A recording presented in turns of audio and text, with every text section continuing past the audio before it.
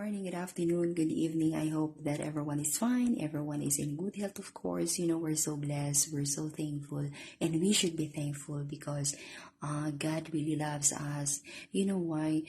Even in the midst of pandemic, but we're still alive. Okay, so we have to pray always. We have to enhance our relationship to God because we are nothing in this world without God.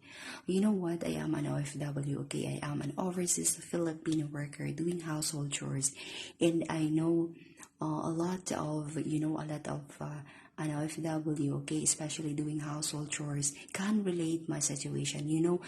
Doing household chores, especially here in Middle East, okay, it's not an easy, and I know a lot of them can relate about my situation. But you know what? I am so thankful and I'm so blessed because I have a very good employer. You know what? My employer was a former Minister of Energy and Mineral Resources here in Jordan. And I'm so proud to say that I am so blessed and lucky to have them as my employer because they are very, very good to me.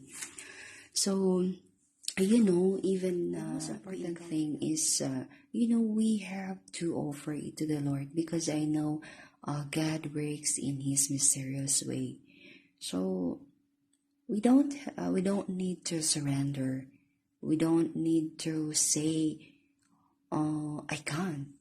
Always say I can.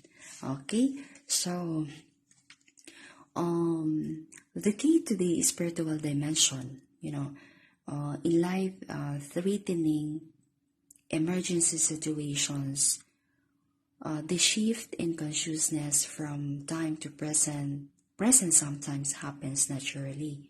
The personality that has a past in the future momentarily recedes and is replaced by an intense conscious presence.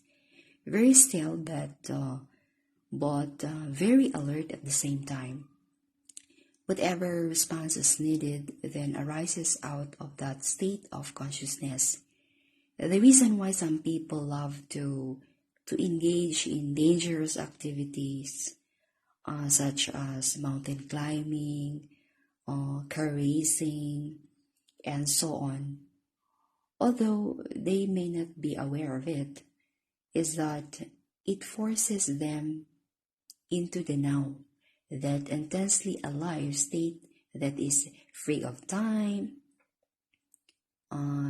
free of problems, free of thinking, free of the burden of the personality,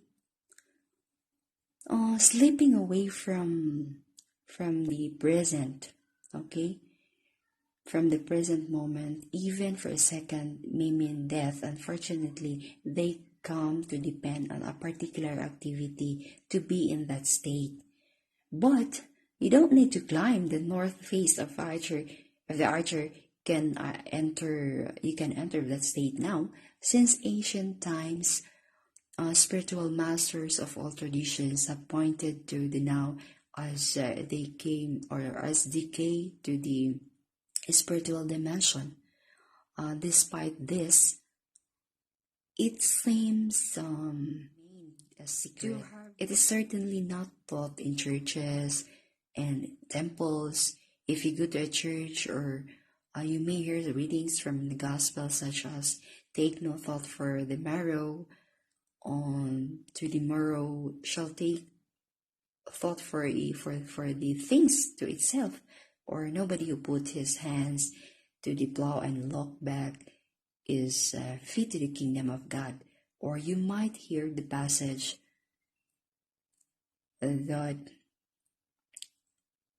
about the beautiful flower that are anxious about tomorrow, but live with ease in the timeless now, and are provided for abundantly by God.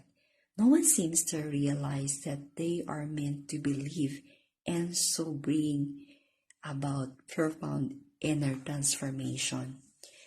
So, we are so thankful because God